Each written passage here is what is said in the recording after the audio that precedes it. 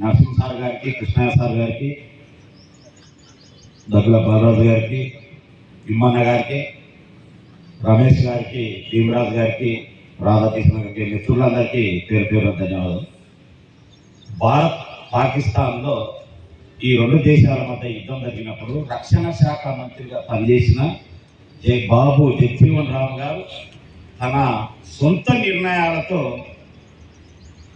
యుద్ధంలో తాను ముందుండి పర్యవేక్షణ చేసి ఆదిలోనే భారతదేశంపై పాకిస్తానీయులు కుట్ర పన్నిన ఆదిలోనే అణచివేయడం జరిగింది. ఆనాటి నుంచి ఈనాటి వరకు ఈ భారతదేశం మీద పాకిస్తానీయులు ఎన్నిసార్లు దండయాత్రకు వచ్చినా కూడా అదే మాదిరిగా అణచివేయబడుతున్నారంటే దానికి శ్రీకారం చుట్టింది డాక్టర్ బాబు జగజీవన్ రామ్. ఈ భారతదేశం స్వతంత్రం వచ్చిన తర్వాత తొలి రోజుల్లో దాదాపు 48-51 కోట్ల జనాభా ఉన్న ఈ భారతదేశంలో ఇక్కడ పండుతున్న పంటలు ద్వారా వచ్చే ఆహార ధాన్యాలు ఇక్కడ ఉన్న ప్రజలకు సరిపోయేవి కావు. అర్ధాకలితో అలమటించేవారు. ఆకలి చావులు కూడా ఈ భారతదేశంలో ఉండేవి. మరి నీలి విప్లవం తీసుకొచ్చిండు వ్యవసాయ శాఖ మంత్రి డాక్టర్ బాబు జగజీవన్. నీలి విప్లవం అంటే వ్యవసాయ రంగంలో సమూల మార్పులు.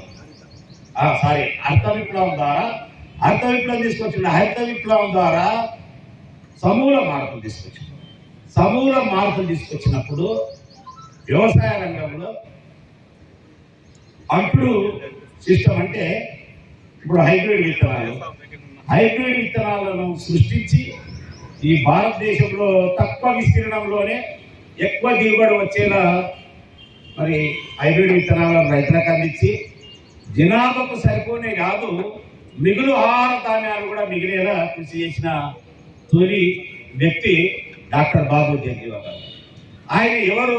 ఒక బహుజన జాతికి చెందినవాడు కాబట్టి, ఆకలి కేకలు తెలిసినవాడు కాబట్టి, ఆకలి మంట తెలిసినవాడు కాబట్టి, ఆకలి అనేది కొట్టుకుపోవాలి, దేశంలో ఆకలి అనే ఉండకూడదు, ఆకలి చావులు ఉండకూడదు అనే కృతనిశ్చయంతో ప్రయత్నం చేయగలరు. ఆయన స్వతంత్రానికి పూర్వమే స్వాతంత్రోద్యమంలో పాల్గొనడంతో పాటు బీహార్ రాష్ట్రంలో కార్మికుల కోసం కూడా పనిచేసింది. కార్మికుల హక్కుల కోసం పనిచేసింది. ఆ తర్వాత కాలంలో ఆయన పార్లమెంటు మెంబర్గా ఎన్నుకబడ్డ తర్వాత కార్మిక శాఖ మంత్రిగా కూడా పనిచేసిండు. కార్మికుల హక్కుల కోసం నూతన చట్టాలకు శ్రీకారం చుట్టాడు. ఈరోజు బాబు జగజీవన్ రామ్ గారు ఆయన చేసిన చట్టాలు ఈరోజు కార్మికులకు శ్రీరామ రక్షగా పనిచేస్తా ఉన్నాయి. మరి ఆయన ఏంటంటే గొప్ప మహనీయుడు. ఈ భారతదేశంలో ప్రాధాన్యం కూడా చెప్పుకోదబ్బా, గొప్ప పనులు చేసింది ఏం లేవు.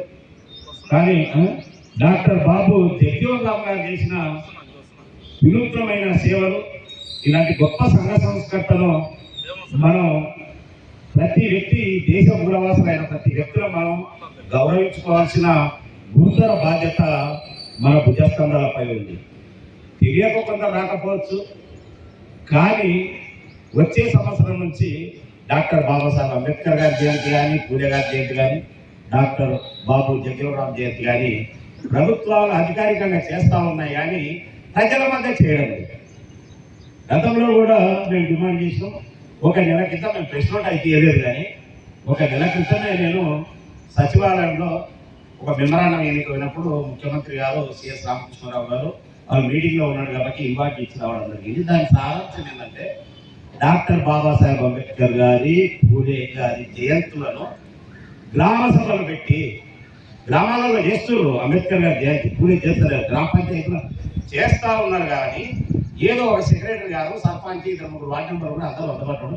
ఇక్కడైతే విద్యావంతులు, ఒక పట్టణంలో ఉన్న వ్యక్తులు, మున్సిపల్ కౌన్సిలర్ ఎట్లయితే గైరాజ్ అయింది ఇక్కడ ఈ మహనీయ కార్యక్రమాన్ని, అక్కడ గ్రామాలలో కూడా ఎక్కువ నిరాశరక్షులు వార్డు మెంబర్ కావడం, ఆ కార్యక్రమంలో పాల్గొనకపోవడం, వాళ్ళకి తెలియకపోవడం జరుగుతూ ఉంది. ఈ మహనీయుల జయంతి చేసినప్పుడు ప్రభుత్వం గురుతర బాధ్యతగా చాటింపుని వారే ఒక రోజు ముందు చాటింపులు ఇచ్చి గ్రామ సభ ఏర్పాటు చేసి, గ్రామ సభ ద్వారా మహనీయుల జయంతులను, వర్ధంతులను నిర్వహిస్తే వాళ్ళ ఆశయం ఏంటి, వాళ్ళు దేనికోసం కష్టపడ్డారని కుగ్రామంలో ఉన్న నిరక్షరాశిని కూడా అందుతుంది. ఆ తదుపరి ఆ మహనీయులను స్ఫూర్తిగా తీసుకున్న తర్వాత ఎవరు కూడా నిరాశగా ఉండడానికి ఇష్టపడరు. గ్రామీణ స్థాయి నుంచి ప్రశ్నించే తత్వం వస్తుంది. మహనీయుల ఆశయ సాధన కోసం యువత నడుము దిగిస్తారని చెప్పి మెమరాండం కూడా ఇవ్వడం జరిగింది. అయితే ఇలాంటి మహనీయుల ఆశయ సాధన కోసం పనిచేస్తున్న ప్రతి వ్యక్తి ఇక్కడ వేదిక మీద ఉన్నాడు. కానీ గురుతర బాధ్యతగా ప్రభుత్వం నిర్వర్తించాల్సిన బాధ్యత నిర్వర్తించడం లేదు. గత సంవత్సరం కూడా చూసిన శాసనసభ్యులు హాజరు గారే, ఇప్పుడు కూడా చూసిన అంటే శాసనసభ్యులు ఈ కార్యక్రమాల కోసం ఏమిటంటే వాళ్ళ అంచనగణము, పార్టీ కార్యక్రమాలు లేదా ఇతరత్ర చాలా మంది వస్తారు కాబట్టి చాలా మందికి తెలుస్తుంది. మరి మాటలతో మిగిలిపోకుండా ప్రభుత్వం చేతలతో చేయాలని, మరి కార్యక్రమం ముగింపు దశకు వచ్చినా కూడా మున్సిపల్ చైర్పర్సన్ గారు ఏ బాధ్యత ఎంత బాధ్యతలు ఉన్నాయో ఎన్ని బాధ్యతలున్నా మహనీయుని గౌరవించుకోవడానికి ఈ పార్టీకి రావాల్సింది, రాకపోవడం బాధకరం. తదుపరి కార్యక్రమం దగ్గర పొందాలని మాట్లాడదాం. ఈ కార్యక్రమానికి విచ్చేసిన పెద్దలకు నాకు అవకాశం ఇచ్చిన మిత్రులందరికీ పేర్కొన్న ధన్యవాదాలు.